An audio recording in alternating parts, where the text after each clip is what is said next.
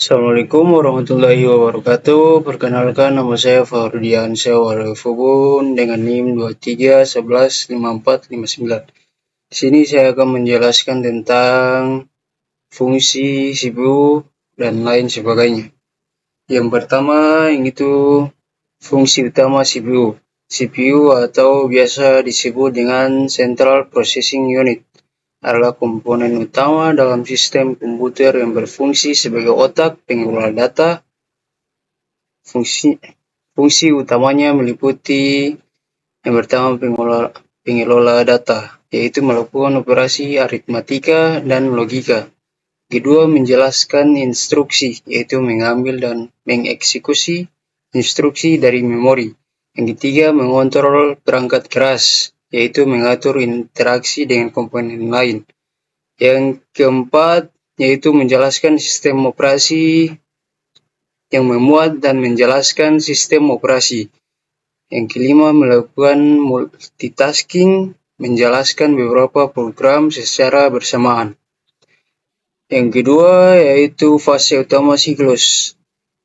Phase, pengambilan instruksi. CPU mengambil instruksi dari memori berdasarkan alamat yang disimpan dalam program counter atau PC.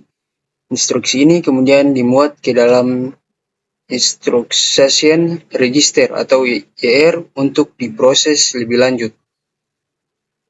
Execute atau biasa disebut eksekusi instruksi. Setelah instruksi diambil, CPU mengeksekusi instruksi tersebut. Ini melibatkan interpretasi instruksi dan melakukan operasi yang diperlukan, seperti aritmatika atau logika, serta pengambilan data yang diperlakukan dari memori. Yang ketiga yaitu pengertian interrupt. Interrupt adalah sinyal yang meminta CPU untuk menghentikan sementara eksekusi program saat ini dan menangani peristiwa tertentu, seperti input dari perangkat keras atau kesalahan sistem. Mekanisme kerja meliputi yaitu deteksi interrupt. CPU memeriksa sinyal interrupt pada setiap siklus instruksi. Jika ada interrupt yang terdeteksi, CPU menyimpan status eksekusi saat ini. Yang kedua yaitu eksekusi Halder. CPU mengakses tabel vektor interrupt untuk menemukan alamat fungsi yang sesuai. Interrupt Halder atau interrupt Halder. Dan melompat ke alamat tersebut untuk menangani interrupt. Setelah penanganan selesai, CPU mengambilkan konteks dan melanjutkan eksekusi program sebelumnya. Dan yang terakhir yaitu 3 jenis-jenis bus. Dalam sistem instruksi komputer, terdapat 3 jenis bus utama yang berfungsi untuk menghubungkan komponen-komponen komputer. Yang pertama yaitu bus data. Fungsinya memberikan lintasan bagi perpindahan data antara dua model sistem. Bus data umumnya terdiri dari 8, 16, 39, 32 saluran dan jumlahnya dikaitkan dengan lebar bus data.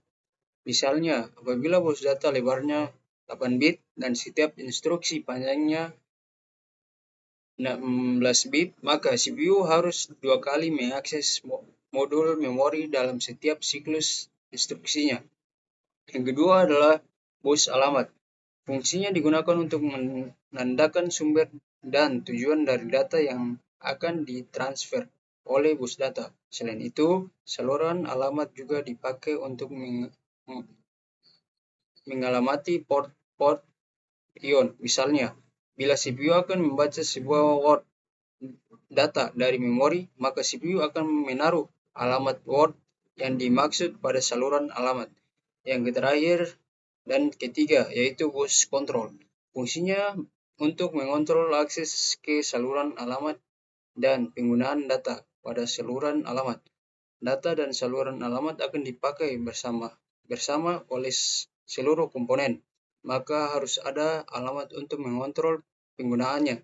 Contoh, Fungsi bus kontrol adalah mengikuti instruksi, mensinkronkan operasi, dan menginisialisasi semua modul. Sekian dari saya Farhudan Syawrafun. Apabila banyak yang kurang saya mohon maaf. Wassalamualaikum warahmatullahi wabarakatuh.